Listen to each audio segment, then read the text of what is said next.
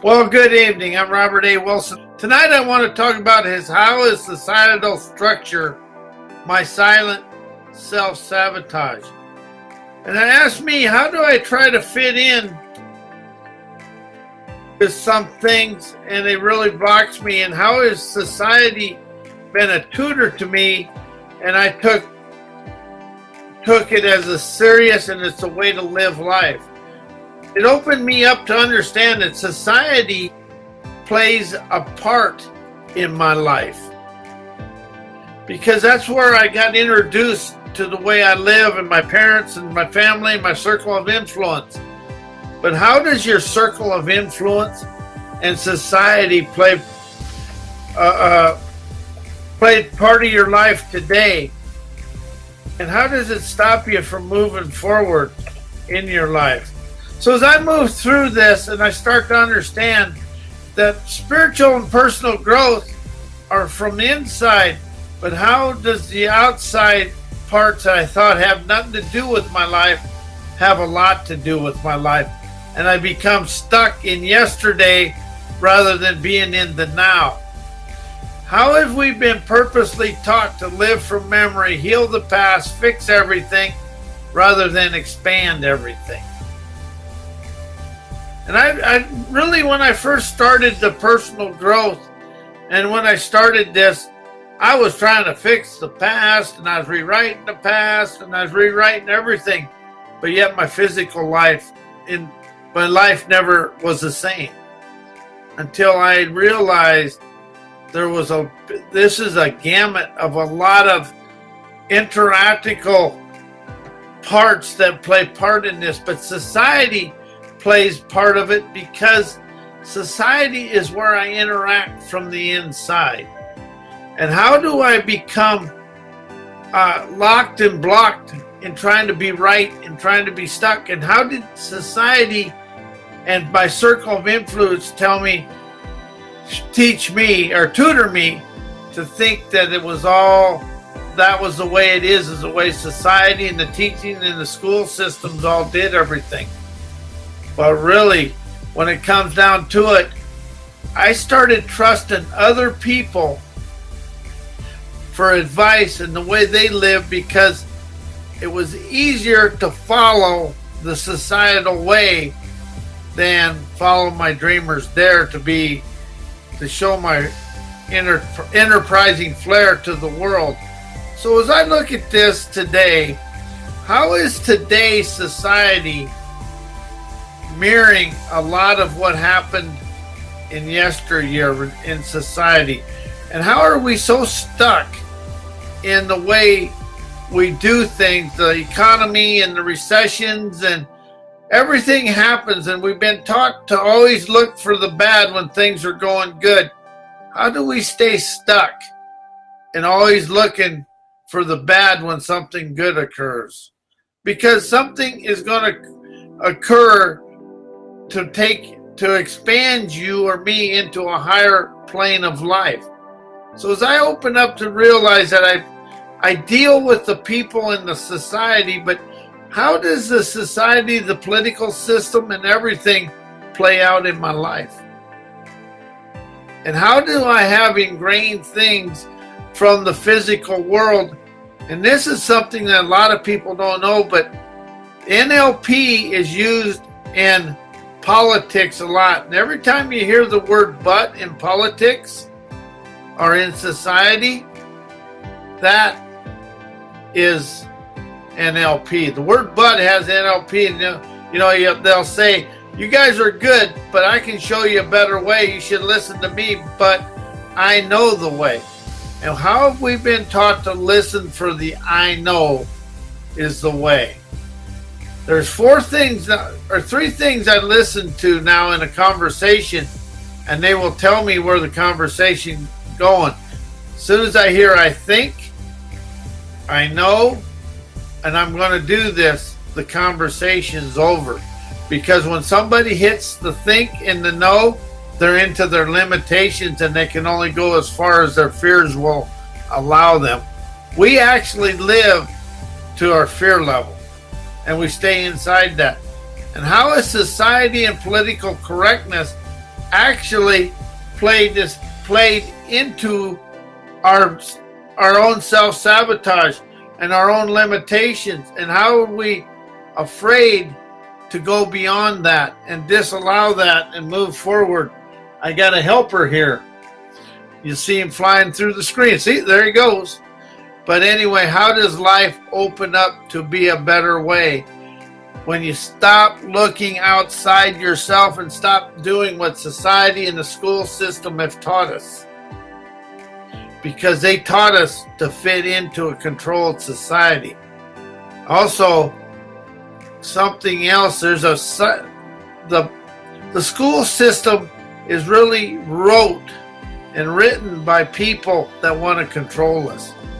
And how does society, even though you say it don't, you're free and you're a revolutionist, you're spiritual, how does society still step up and stay inside you and stop you from moving forward? I know it does me.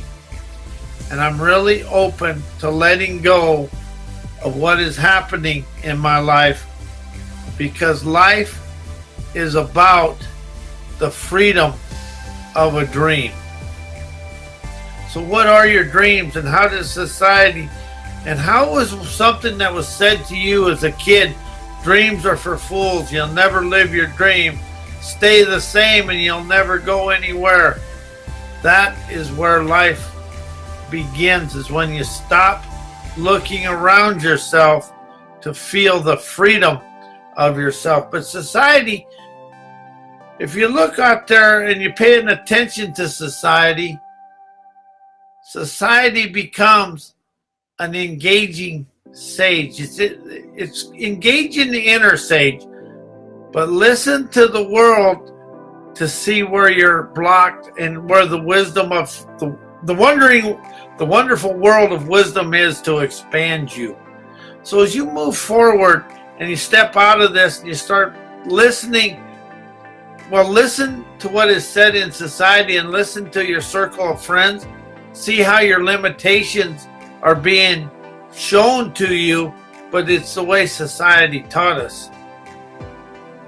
And as I open myself up to understand society and the societal trained mind really is subconsciously ingrained and internally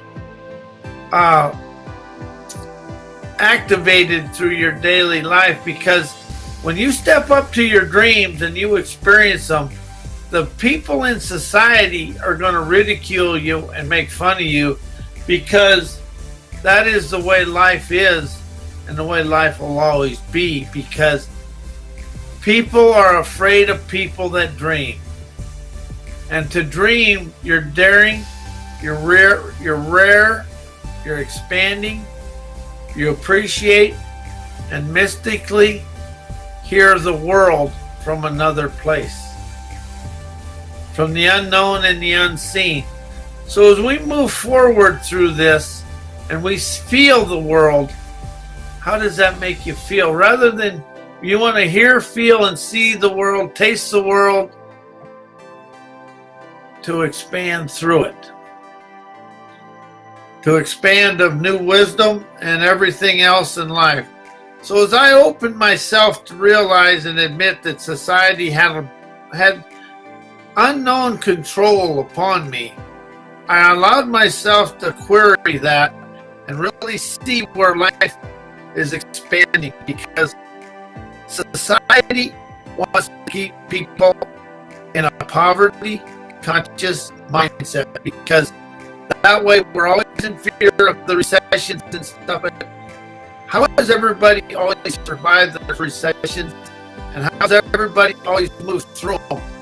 What does the recession really have for wisdom inside itself? And you hear, if you listen then to the pundits today, we're in for this, we're in for that. But none of that is within our control. What we control is nothing, but what we can participate and facilitate is our wisdom, innovation, talent, abilities, agility to maneuver through life. So how does society try to keep us hooked in what they want us to do rather than feel, and experience what we desire to do. That is something I've really opened up to in the last few years. Is when I stopped trying to heal the past, forgive everything, try to do in what everybody else is doing, and started really opening my eyes to a new way of life. And the talent in the people of this world is unbelievable, unfathomable, because we try to stay inside the lines. We color inside the lines of the benign and the mundane. Am I guilty? You bet. The thing about life is admitting what is going on in life and how it's going on and how it's controlling you, rather than how life is expanding you and entertaining you. It's time to open up the entertainer's eyes, dance with that debonair fire within you. And a flare is a flying lure, ascending internal revelations to dance on the moon of your own desires. It's time to be the sun of your life with the divine, be a bright, shining star of life. But how do we allow friends, family, society, and every outside source you can think control subconsciously and never consciously? This is something I've discovered in my life, and I really understand. When I do something now, and I really thought I made it an expansion, but the inside of me is still calm, quiet, and cool, I am doing what I've always done. It's when I feel the unsteadiness of unstable of my life, I open up the adventurous ability to expand through it. Life has got to be calm, cool, unsettling, unstable, and entertaining all at the same time, because we never ever get to stay the same. We just want to stay the same because it's easy. And how has easy got us to where I'm at today? That's a question I had to ask myself. How has easy got to me to where I'm at today? And then how did the unsettling, unsavory, and basically the chaos and the challenges expand me to be a better person, open new inspiration, clear my enterprising eyes, clear and purify my seer's ears to hear the world, spin the winning wisdom for me to expand. It's the willpower to listen that'll open life up, and we disconnect the societal training that we had. I asked myself this question today, and this maybe don't fit, but I asked myself today, everybody, the politicians and all the hierarchy want people to work for less, but yet they give themselves raises, big bonuses. Politicians give wages themselves, they get to vote on them. How is a hierarchy of this world hypocritical and do things they don't want other people to do? That's a challenge. Do what you desire to do, but experience it with an opulent foresight to see the riches of your dreams and of your life and your internal. And what are the riches of you? What are your talents? What is one thing you do, you understand? What's one talent you have that everybody else is looking for to expand their life? Because see, the world is 7 billion cogs of wisdom to move the world forward. But we're so stuck in trying to do it with just the one cog of a school system, one size fits all. And how does the college education system teach people this is the only way to say it, they have the enslaving mentality of people that didn't go to college. And how do you encompass an enslaving mentality? I had to ask myself this question In fact, it's wrote in my book, How Did I Teach Myself Fear? Or Dissolving Ancient Anger. I don't remember, but we are taught, and we have taught ourselves to have an enslaving code of where we either are controlled by somebody or we're trying to control somebody. How does that go on? And that's the societal way, is trying to control people through, well, money, power, life, jobs, everything. And how are people so afraid of expanding of wisdom and afraid of not being told what to do? How do people love being told what to do and telling other people what to do? There's where we come locked and blocked in the enslaving codes. It's either being told or telling. It's a new wave of wisdom when you disconnect the societal structures that we are taught and we keep ourselves in. How is the societal structure actually dysfunctional? How is the outline of your life an open utopia talent living in the moment to move your life forward? How would it feel just to have an outline and question everything that happens right there rather than have a structure where A, B, C, and what happens when D becomes before C? Everything goes in a different way. And that is something that society has taught me in the school system, that everything has to go according to plan. Plans are bland, but the outline is diviner wisdom to move forward. It's appreciating the challenges and the chaos, to feel the wisdom, the energy, and the adversity, controversy. But the adversity and the controversy open up the visionary versatility to expand through every situation. Everything that occurs in your life is to expand you when you unwrap the gift that's in the middle of it. And how does society keep us thinking, and our society trained minds, oh no, I got a challenge, everything's gonna go haywire, what did I do? That's the biggest line of BS there ever was. The real shining star is the talent within yourself. So it's really about stopping thinking of what's going on to feel the energy of where to go. The enterprising energy is a feel with emotions of emperor majestic maturity. And that is what the challenge is. Challenges occur, and so does chaos, is to majestically mature us, to expand through life rather than being stuck in societal control, worrying about what's going on. How does the media and society keep us worrying about what's going to happen before it happens? I'm guilty of that one big time.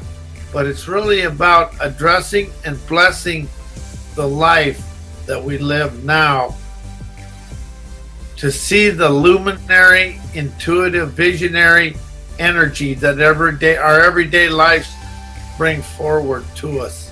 How are we afraid to admit that society controls us without us having a clue that it's going on? So when you open up to ask that question and query it and be honest and truthful with yourself, it will expand you and move you forward. And I am Robert A. Wilson, and I want to thank everybody for being on the show. I want to thank Daryl, Edith, June, and I had computer difficulties at the beginning of the show, and I also want to thank John. He had to get off because my Wi-Fi quit. So anyway, everybody enjoy their weekend or their day and then week, and I'll see you Thursday night. I am a hypnotherapist, NLP practitioner, timeline coach, published author, and I do write everything unpunctuated because life has never been punctuated. Life is unpunctuated, and always continuously, and a continuous celebration for all of us to enjoy. I'm going to say good night and thank you.